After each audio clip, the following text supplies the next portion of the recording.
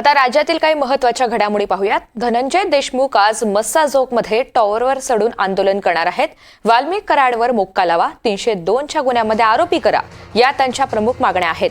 धनंजय देशमुख कुटुंबासह टॉवरवर चढून हे आंदोलन करणार आहेत। त्यांच्यासह मस्साजोगचे ग्रामस्थ सुद्धा टॉवरवर चढून आंदोलन करतील।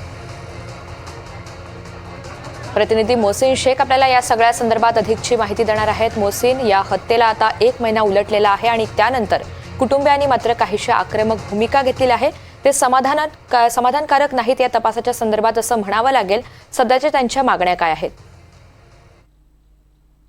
ऋतुजा, नक्कीच आपण जर बघितलं तर 2 दिवसापूर्वी वैभवी देशमुख म्हणजे संतोष देशमुख यांची मुलगीने एक व्हिडिओ जारी केला होता, ज्यात तिने असं म्हटलं होतं की ह्या सगळ्या हत्या प्रकरणातील तपासात जे आहे तर नेमकं काय घडतंय याची माहिती आम्हाला दिली जात नाही। आम्ही वेळोवेळी पोलिसांकडे याची माहिती मागतोय, मात्र आम्हाला याबाबत माहिती दिली जात नाही आणि त्यामुळेच संतोष देशमुख कुटुंबीय या सगळ्या तपास यंत्रणेच्या कामावर नाराज असल्याचं आपल्याला पाहायला मिळतंय। आतापर्यंत काय तपास झालाय, नेमकं कुठपर्यंत तपास आलाय, कोणत्या आरोपींवर काय कारवाई करण्यात येत आहे, कुठपर्यंत काय काय सगळं समोर आलंय आणि पोलीस आता काय करतात याची माहिती देशमुख कुटुंबियांना हवी, मात्र ती दिली जात नसल्याचा त्यांचा आरोप आहे। त्यामुळेच आज धनंजय देशमुख हे मस्साजोगा गावातील टावरवर चढून जे आहे तर आंदोलन करणार आहे। याच वेळी मस्साजोग गावकरी देखील त्यांच्यासोबत या ठिकाणी गावकरी आंदोलन करणार असल्याची माहिती मिळते। काल रात्री या सगळ्या त्यांच्या इशाऱ्यानंतर सीआयडीचे अधिकारी आणि पोलीस पथकांनी देखील धनंजय देशमुख यांची भेट घेतली। बऱ्याच वेळ त्यांची आणि धनंजय देशमुख यांची चर्चा देखील झाली।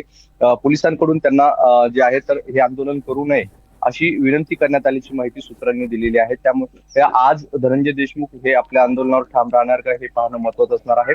त्यांनी 10 वाजेचा वेळ जो आहे तर तो दिलेला आहे आणि 10 वाजता ते आपल्या आंदोलनाला सुरुवात करणार असल्याचं त्यांनी सांगितलं। त्यामुळे एकंदरीत संतोष देशमुख हत्या प्रकरणातील ही मोठी घडामोड म्हणावं लागेल, कारण एकीकडे ज्या पद्धतीने सरकारमधील नेते असतील, मंत्री असतील दावा करतात की योग्य दिशेने सगळा तपास सुरू आहे, कुणालाही सोडलं जाणार नाही, मात्र असं असताना संतोष देशमुख कुटुंबीय मात्र या सगळ्या तपासावर समाधानी नाही का असा प्रश्न उपस्थित होतोय। त्याचं कारण म्हणजे त्यांना या सगळ्या तपासाबाबत माहिती दिली जात नाहीये।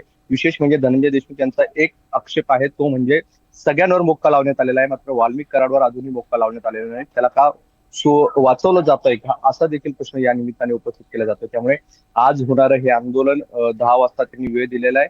आंदोलन देशमुख कुटुंबीय करणार आहे, त्यामुळे आता प्रशासन हे आंदोलन कसं हाताळतं हे पाहणं महत्त्वाचं असणार आहे। निश्चित। मोहसिन, धन्यवाद सविस्तर माहितीसाठी।